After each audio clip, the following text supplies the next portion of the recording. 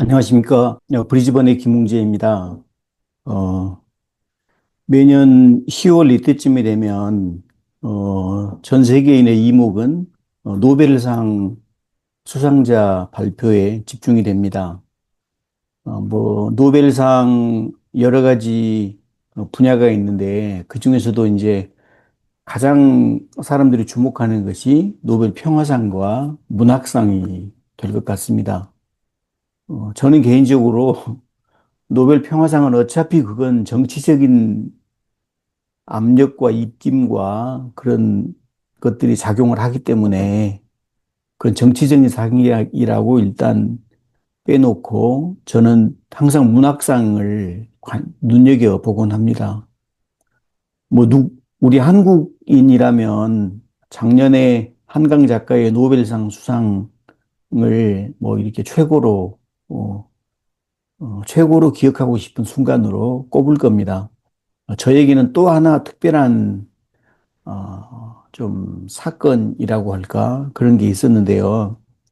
혹시 여러분 기억하십니까? 2016년도 노벨 문학상 수상자가 미국의 가수 밥 딜런이었습니다.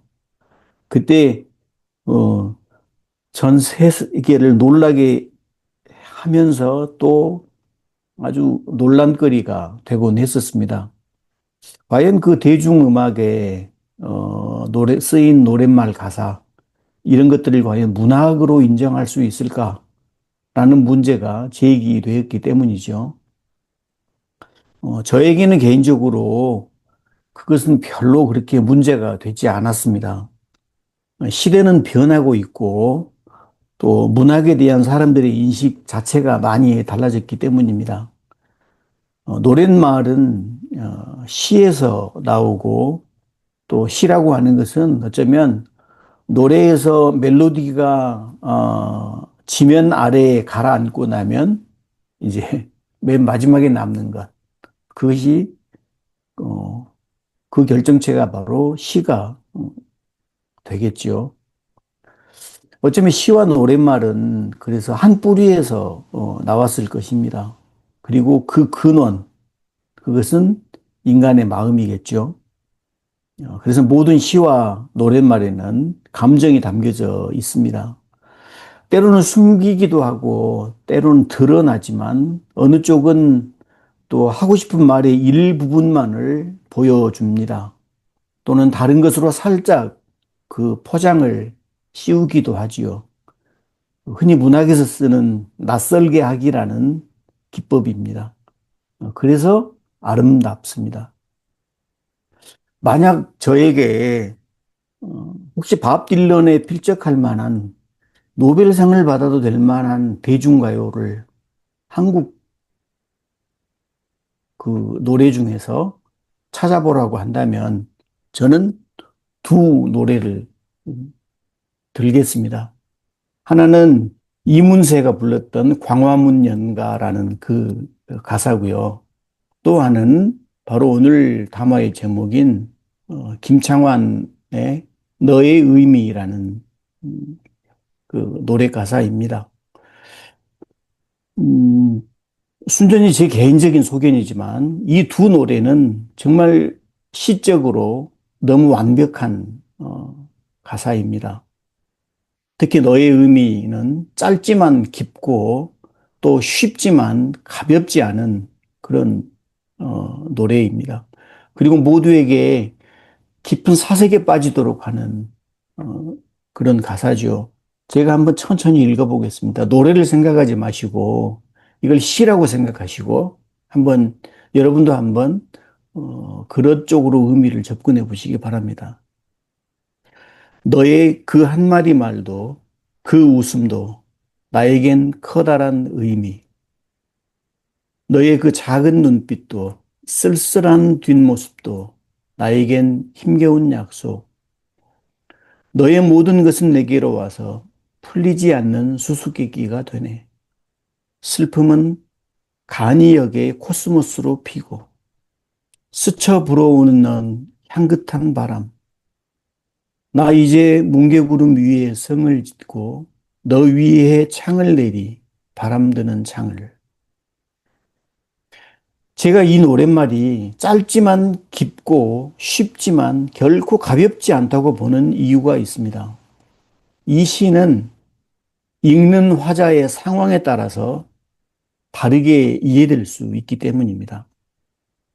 자, 먼저 사랑에 빠진 사람의 입장에서 이 시를 한번 해석해 보겠습니다. 사랑하게 되면 내가 사랑하는 사람의 모든 행동, 그것들은 나에게는 특별한 의미가 됩니다.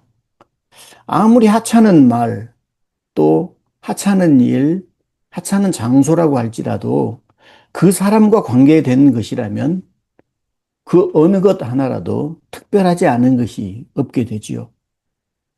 또한 그 사랑하는 사람의 모든 행동, 예를 들어 그 몸짓 하나, 흔해 빠진 미소 하나, 이것조차도 나에게는 그 특별한 무엇이 됩니다.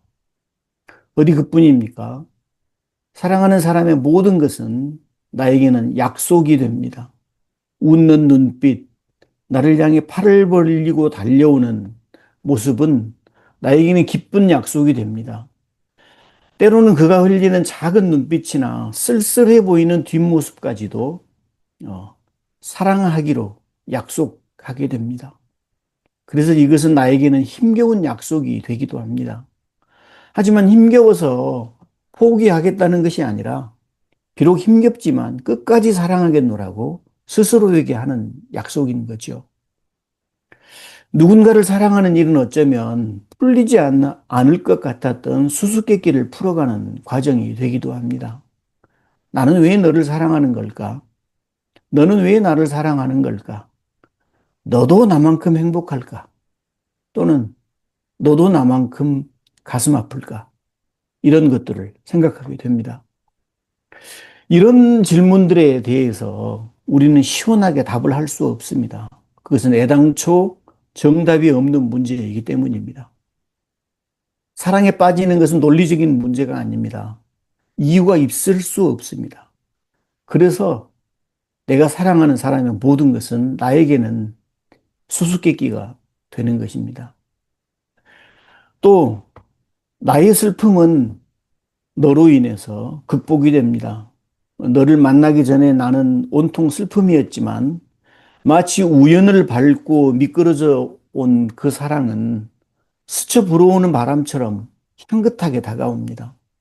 소박함과 여유로움과 평화를 나에게 선물하는 그 시골의 간이역은 마치 그 사랑과 나와의 그 작은 사랑과도 같습니다. 거기는 목적지를 향해서 몇 시간 달리지 않아도 되는 여유가 있고 아늑함이 있습니다. 기차 좀 놓쳐도 아무런 상관이 없습니다. 화려하지 않아도 충분한 넉넉함이 있습니다. 너는 마치 그곳 화창한 가을 하늘 아래 피어 있는 작은 코스모스 같습니다.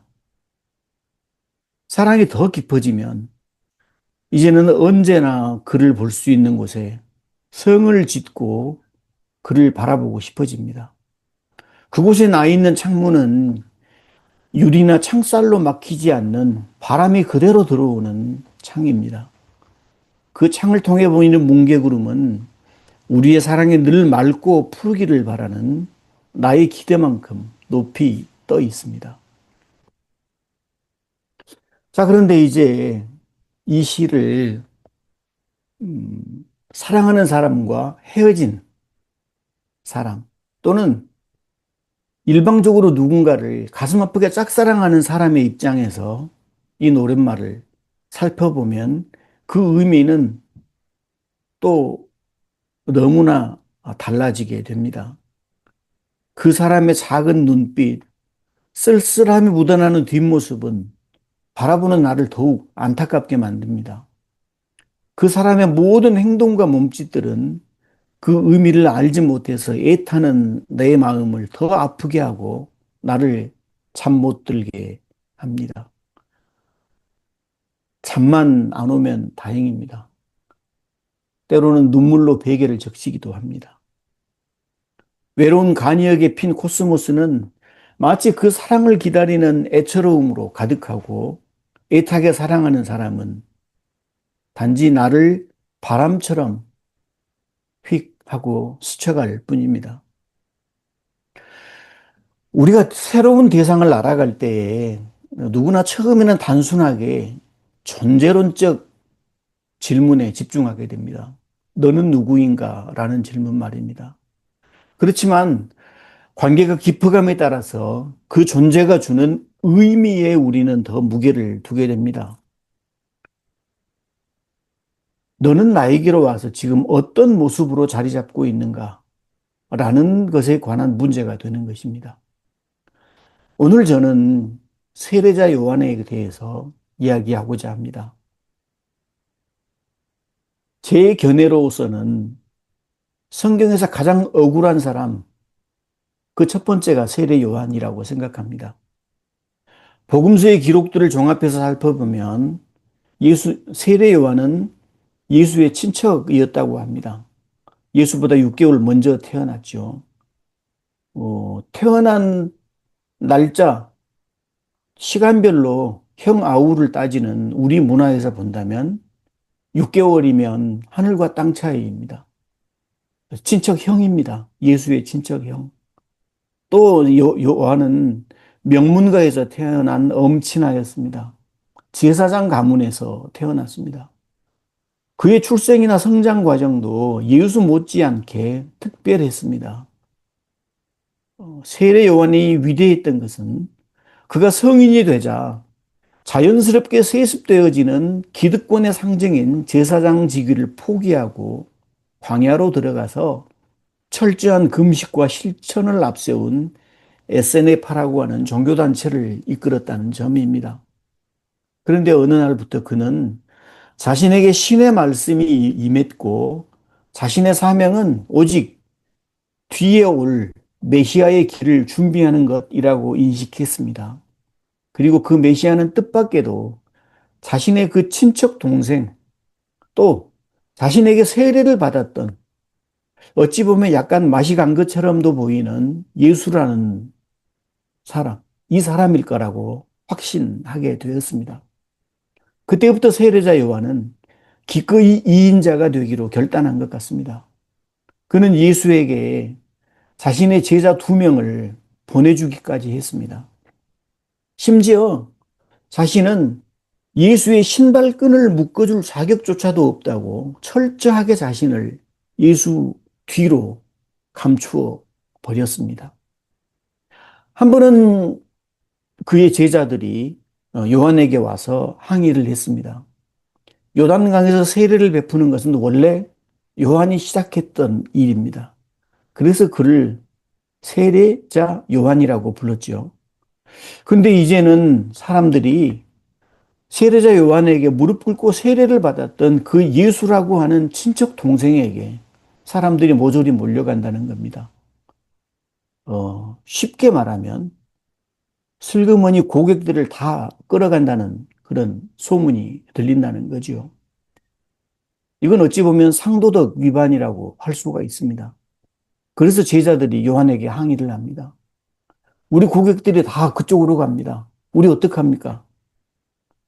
물론 이 이야기는 요한복음에만 나오는 이야기이기 때문에 다분히 그 저자의 의도가 개입된 것으로 보이지만 일단 제자들의 그런 항의는 충분히 납득할 만해 보입니다.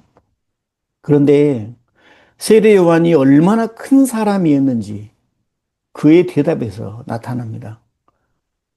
그는 이렇게 말합니다. 그분은 흥해야 하고 나는 망해야 한다. 와, 이 말이 참 어떻게, 어떻게 이런 사고가 나올 수 있을까? 참 신기한 일입니다. 구약의 마지막 예언자였던 세례자 요한은 아마 그때 당시에 그 윤석열, 김건희와 같은 헤롯 왕 부부를 향해서 강력한 비판을 퍼붓다가 감옥에 갇히게 됩니다. 그런데 세례자 요한이 감옥에 갇혔다는 소식을 듣자마자 예수는 잽싸게 영업을 시작했습니다. 이제 공개적으로 영업을 시작한 거죠. 그리고 영업은 대박이 났습니다. 감옥에 갇힌 세례 요한은 면회 오는 그의 제자들을 통해서 예수의 소식을 들었습니다. 처음에는 그도 무척 고무된 반응을 보였을 것입니다. 그래, 그럴 줄 알았어. 대박 날 줄 알았어. 예수에 관한 소식은 정말 놀라운 것들이었습니다. 시각장애인의 눈을 뜨게 하고요. 청각장애인의 소리를 듣게 하고, 각종 마비된 환자들을 치료하고, 나병 환자는 물론이고, 정신질환을 비롯한 각종 불치병들, 심지어 죽은 사람도 살려낸다는 그런 소식들이었습니다. 그 소식을 들으며 기뻐하던 세례 요한은 그런데 어느 순간부터 뭔가 일이 잘못되어 가고 있다는 것을 감지했습니다. 수많은 사람을 치료하고 각종 기적들을 보여서 사람들을 놀라게 하는 예수는 그렇다면 이제는 감옥에 갇힌 자신을 위해서 뭔가를 해줄 때가 되었다라고 생각했을 것입니다. 자신은 예수를 위해서 모든 것을 포기했습니다. 그런데 정작 정의를 부르짖다가 감옥에 갇혀서 자칫하면 죽을지도 모르는 자신을 위해서는 예수는 아무것도 하고 있지 않고 있다는 사실이 점점 받아들여지기 힘들었을 것입니다. 어느 날 그 부분을 심각하게 고민하다가 그는 면회를 온 제자들에게 이렇게 말합니다. 얘들아, 가서 예수에게 한번 물어봐라. 내가 모든 것을 바쳐서 기다려온 그 사람이 당신이 맞느냐? 아니면 내가 또 다른 누군가를 또 기다려야 되냐? 라고 말입니다. 여러분, 이 말은 너무 쉽게 우리가 가볍게 읽고 넘어갈 수 있는데요. 정말 가슴 아픈 그 요한의 얘기일 것입니다. 감옥을 단 한 번이라도, 단 하루라도 감옥 생활을 해본 사람은 그 심정을 조금은 이해할 수 있을 것 같습니다. 이런 기록이 마태와 누가복음에 기록된 것에 대해서 많은 사람들, 많은 신앙인들은 특히 믿음 좋은 분들은 너무나 간단하게 이야기해 버립니다. 세례 요한이 믿음이 없었다. 예수를 의심했다. 저는 사실 그런 설교나 그런 성경 공부를 듣는 것이 너무 힘이 듭니다. 또한 스승의 그 부탁을 받고 예수에게 가서 감옥에 갇힌 스승의 말을 전하는 세례 요한의 제자들의 심정은 정말 어떻겠습니까? 얼마나 비참했겠습니까? 그런데 예수는 이상한 선문답 같은 말만 하고 그들을 돌려보냈습니다. 여전히 세례 요한을 위해서는 아무것도 해주지 않았습니다. 그리고 세례 요한은 가장 쓸쓸하고 억울한 죽음을 당합니다.